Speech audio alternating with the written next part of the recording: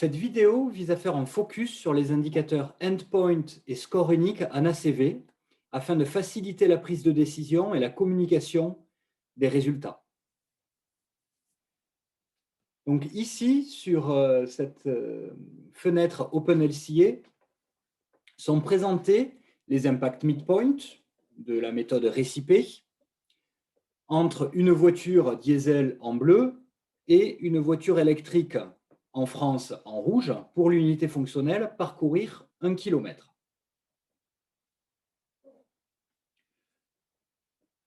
On observe que la voiture électrique permet de diminuer notamment les impacts sur la formation de particules fines, sur le changement climatique, sur la formation d'ozone troposphérique, ici et ici, sur l'acidification, ou encore sur la disponibilité des ressources fossiles.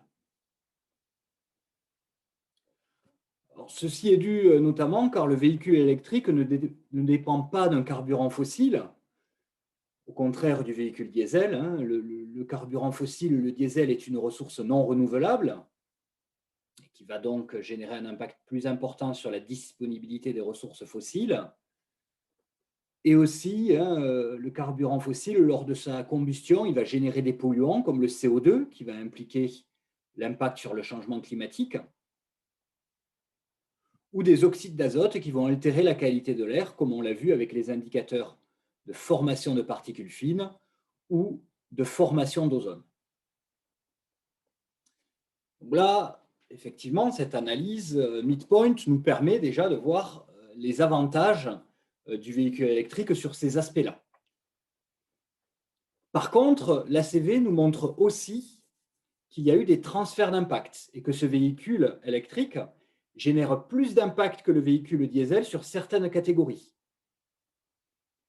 Par exemple, le véhicule électrique va générer plus d'impact sur les radiations ionisantes et sur la consommation d'eau à cause de l'utilisation d'électricité française qui est notamment à base de nucléaire, qui va donc générer ces radiations ionisantes ou alors nécessiter une grande quantité d'eau pour refroidir les réacteurs. Aussi, on peut retrouver que le véhicule électrique génère plus d'impact sur la toxicité humaine non cancérigène, sur l'écotoxicité terrestre ou sur l'utilisation de minéraux. Et ceci est dû à l'utilisation de métaux accrus, par exemple dû à la batterie, à l'utilisation d'une batterie par rapport au véhicule diesel. Donc on voit que selon les indicateurs, le véhicule ou l'autre peut être plus pertinent. Donc maintenant, comment on fait un choix entre les deux indicateurs, entre les deux véhicules? Alors nous avons des moyens scientifiques afin de sommer ces catégories d'impact midpoint pour qu'elles aient des unités communes. La première méthode, c'est d'agréger ces catégories d'impact sur l'environnement sur 3 aires de protection, dites catégories endpoint. La santé humaine, la qualité des écosystèmes et les ressources naturelles. Avec la méthode récipée, ces 3 aires de protection ont les unités suivantes. Pour la santé humaine, l'unité est le DALY, pour Disability Adjusted Life Years. Le DALY est une mesure du nombre d'années perdues à cause de maladies, de handicaps ou de morts précoces. Les impacts qui endommagent la santé humaine sont la formation de particules fines et la formation d'ozone troposphérique qui vont engendrer des maladies respiratoires, la toxicité humaine, la disparition de la couche d'ozone et les radiations ionisantes qui engendrent des cancers, la toxicité humaine non cancérigène, le changement climatique qui engendre d'autres maladies, et enfin le changement climatique et l'utilisation d'eau qui peuvent engendrer de la malnutrition à cause de perte de rendement de champs agricoles. Les dommages aux écosystèmes sont exprimés dans la méthode récipée en species year, qui correspond à la perte d'espèces intégrée sur le temps. Les espèces aquatiques des eaux douces sont endommagées par le changement climatique, l'utilisation d'eau, l'écotoxicité des eaux douces, l'eutrophisation des eaux douces. Les espèces terrestres sont endommagées par le changement climatique, l'utilisation d'eau, la formation d'ozone troposphérique, l'écotoxicité terrestre, l'acidification terrestre et l'utilisation et la transformation des terres. Les espèces marines sont endommagées par l'écotoxicité marine et l'eutrophisation marine. Enfin, le dommage aux ressources naturelles non renouvelables sont quantifiés en dollars. Ce dollar représente le coût supplémentaire pour l'extraction future de ressources fossiles et minérales. Alors, comment sont calculés ces dommages? Des modèles de santé publique, d'écologie ou des travaux sur la disponibilité de ressources nous permettent de convertir les impacts midpoint en endpoint avec ces unités communes. Prenons l'exemple du changement climatique et de son dommage sur la santé humaine et sur les écosystèmes. À l'échelle midpoint, nous avons un impact en kilogrammes CO2 équivalent, nous l'avons déjà vu. Prenons un système qui génère 64,8 kg CO2 équivalent, comme montré dans cette slide. Si nous suivons la chaîne de cause à effet du changement climatique, nous pouvons d'ores et déjà quantifier une augmentation de température équivalente liée à ces émissions de gaz à effet de serre. La méthode Récipé utilise une étude de Jousse et al. Qui estime, selon les modèles climatiques actuels, qu'il y a une augmentation de 4,9 fois 10 puissance moins 14 degrés Celsius pendant un an par kilogramme CO2 équivalent émis dans l'atmosphère. Donc grâce à cette donnée, provenant des modèles climatiques actuels, nous pouvons calculer l'augmentation de la température équivalente pour notre système.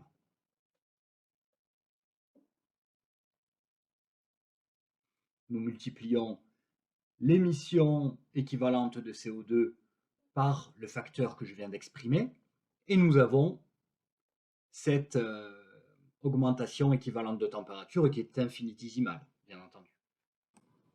Il est ensuite possible d'utiliser des données de l'Organisation mondiale de la santé pour connaître les dommages sur la santé humaine dus à cette augmentation de température. L'OMS a quantifié les dommages sur la santé humaine engendrés par l'augmentation des températures, des dommages qui vont être dus à la malnutrition, aux maladies diarrhéiques, aux canicules, aux catastrophes naturelles et aux maladies dues aux moustiques telles que la malaria, comme montré sur cette slide. Grâce aux modélisations de l'OMS, on peut arriver à une estimation d'un dommage de 19,4 millions de DALI par degré supplémentaire et par an. Grâce à ce modèle et à cet indicateur, il est donc possible de convertir l'augmentation de la température en dommages sur la santé humaine, comme il est fait dans cette slide. Notre système qui émet 64,8 kg CO2 équivalent, en dommage sur la santé humaine, donc en dommage endpoint, ça correspond à 30 minutes de vie perdue, ou 6,1 fois 10 puissance moins 5. Il est aussi possible d'utiliser des modèles d'écologie pour faire la même chose sur la qualité des écosystèmes. Selon un article publié dans Science en 2015, pour chaque degré supplémentaire dû au changement climatique, 3,7% des espèces sont éteintes chaque année. Donc, pour les écosystèmes terrestres, en sachant qu'il y a environ 1 600 000 espèces dans les écosystèmes terrestres, cela correspond à 59 000 espèces éteintes par degré et par an. Ainsi, pour notre système, cela correspond à un dommage endpoint de 1,88 fois 10 puissance moins 7 espèces éteintes sur une période de 1 an. Donc, ces indicateurs, d'un point de vue absolu, n'ont pas une valeur énorme, puisqu'on a vu on peut voir que ces modèles ont quand même une certaine incertitude. Par contre, ils sont très intéressants parce qu'ils vont nous permettre de sommer les impact midpoints sur une même unité et donc de voir la contribution de chaque indicateur midpoint au dommage endpoint. Voyons voir cela sur OpenLCA. Sur OpenLCA, nous pouvons choisir un de nos deux systèmes, transport diesel ou transport électrique, afin de quantifier les dommages endpoint. On va faire ça tout d'abord sur le véhicule diesel. On va calculer et on va sélectionner la méthode RECIPE 2016 endpoint cette fois-ci, et non pas midpoint.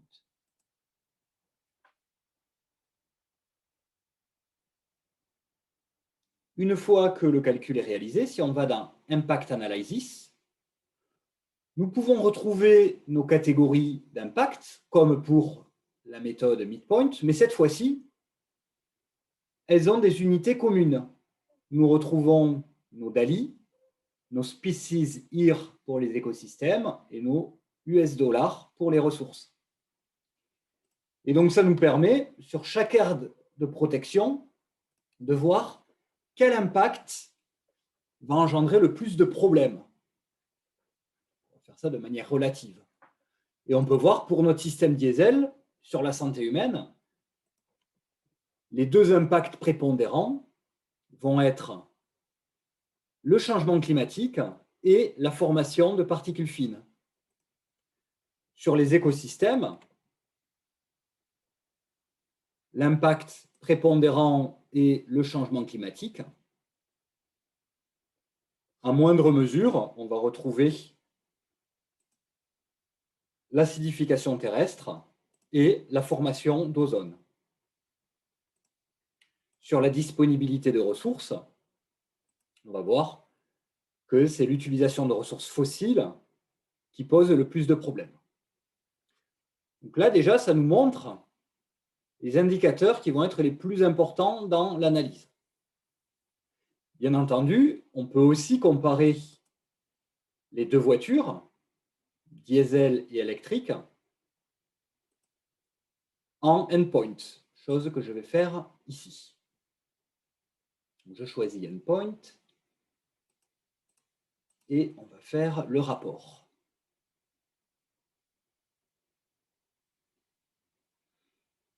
Donc ici, l'intérêt, c'est d'aller voir la table des résultats d'évaluation des impacts du cycle de vie. Donc là, nous retrouvons chacun de nos indicateurs avec les unités endpoint. En DALI, US dollar, species here. Alors, le seul problème dans OpenLCA à l'heure actuelle, c'est que OpenLCA ne nous permet pas directement de sommer chacune des catégories pour avoir un seul score DALI, un seul score US dollar et un seul score species here. Donc, je fais cette opération sur Excel. Donc, je copie toutes ces valeurs-là et je viens les récupérer sur Excel. Donc, sur Excel, j'ai collé l'ensemble de ces valeurs que j'ai ensuite sommées. Donc, j'ai sommé tous les indicateurs qui avaient une unité DALI, tous les indicateurs qui avaient une unité species here pour les écosystèmes et tous les indicateurs qui avaient une unité US dollar pour ressources. Je les représente ensuite de manière relative, en pourcentage par rapport à la solution qui génère le plus de dommages, et je les représente sur ce schéma-là. Et donc là, on peut voir que sur les trois aires de protection, c'est bel et bien le diesel qui génère le plus de dommages. Alors, ceci est dû notamment donc, au changement climatique et à la formation de particules fines qui, comme on l'a vu, étaient plus importantes sur le système diesel et qui étaient les deux catégories qui étaient le plus problématiques sur la santé humaine et les écosystèmes pour ces deux systèmes-là. Et pour la disponibilité des ressources, nous avons vu que c'est essentiellement l'utilisation de ressources fossiles. Donc là, déjà, le fait d'être allé au endpoint nous permet de montrer que l'électrique en France est plus pertinente d'un point de vue environnemental que le diesel. Bien entendu, si vous êtes un décideur public et que vous attachez beaucoup d'importance à des indicateurs comme l'utilisation d'eau ou l'utilisation de métaux, qui étaient prépondérants pour les véhicules électriques, il faudra quand même pondérer un petit peu la conclusion que l'on voit dans ce graphe. Il faut savoir qu'il est aussi possible de normaliser les indicateurs, que ce soit des indicateurs midpoint ou endpoint, et de les pondérer afin d'atteindre un score unique. Afin d'atteindre ce score unique, il est tout d'abord nécessaire de réaliser une normalisation. La normalisation ainsi que la pondération sont des étapes optionnelles de la CV, selon ISO 14040 et ISO 14044. Et l'objectif de la normalisation, c'est de diviser les indicateurs midpoint ou endpoint par des valeurs de référence correspondant à une situation ou à un objectif choisi. Ça peut être, par exemple, les impacts d'un citoyen français ou d'un citoyen européen pendant un an. Prenons un exemple. Nous avons un système qui génère un impact sur le changement climatique de 2 tonnes CO2 équivalent et un impact sur l'utilisation d'eau qui correspond à 500 mètres cubes d'eau utilisés. A priori, il n'est pas du tout possible de comparer ces deux catégories. Elles représentent un impact environnemental différent. Il ne faut pas comparer ces deux unités-là. Par contre, on peut diviser ces deux résultats par un facteur de normalisation. Là, nous avons choisi l'impact d'un citoyen européen pendant un an, qui est de 8 tonnes CO2 équivalent pour le changement climatique et de 250 mètres cubes d'eau par personne et par an pour l'utilisation d'eau. Et ainsi, si je fais la division, j'obtiens pour le changement climatique 0,25 personnes an et pour l'utilisation d'eau 2 personnes an. Attention, cela ne veut pas dire que l'impact de l'utilisation d'eau est plus grave que l'impact sur le changement climatique. Il n'y a que les endpoints qui nous permettent de dire ça.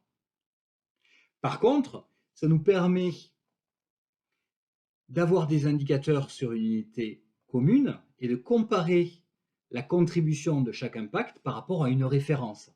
Ici, un citoyen européen. Il est ensuite possible de sommer les valeurs normalisées afin d'obtenir un score unique en utilisant une pondération en pourcents. Alors, cette pondération, elle peut être basée soit sur un panel, c'est-à-dire demander à un large panel de personnes quels sont les impacts pour eux les plus importants, et donc leur affecter une pondération plus importante, ou alors par rapport à des objectifs qui peuvent être scientifiques ou politiques sur l'importance des impacts. Alors, si on a la méthode récipé endpoint, nous pouvons voir les facteurs de pondération qui sont basés sur le résultat d'un panel. 40% est donné aux écosystèmes, 30% à la santé humaine et 30% aux ressources naturelles. Ces deux étapes permettent donc d'aboutir à un score unique qui est efficace pour la communication des résultats et pour la prise de décision, mais elles incluent des jugements de valeur liés à cette pondération. Il faut donc manipuler ces résultats avec précaution et être pédagogique lorsque l'on communique ce type d'indicateur. Voyons voir cela dans OpenLCA. Dans OpenLCA, lorsque vous êtes sur une page projet où vous comparez différents systèmes entre eux, vous pouvez sélectionner donc la méthode récipé endpoint et choisir un set de normalisation et de pondération. On pourra retrouver ces facteurs de normalisation et de pondération dans le descriptif de la méthode dans Impact Assessment Methods. Afin d'obtenir ensuite le score unique, il est important d'ajouter dans les report sections un composant single score bar chart, que j'ai ici nommé comme étant le score unique. Allons voir le score unique pour mes deux systèmes. Voici le résultat du score unique, hein, qui, avec la méthode récipé, s'exprime en points et qui permet donc de sommer l'ensemble des catégories endpoint qui, elles-mêmes, contenaient l'ensemble des catégories midpoint.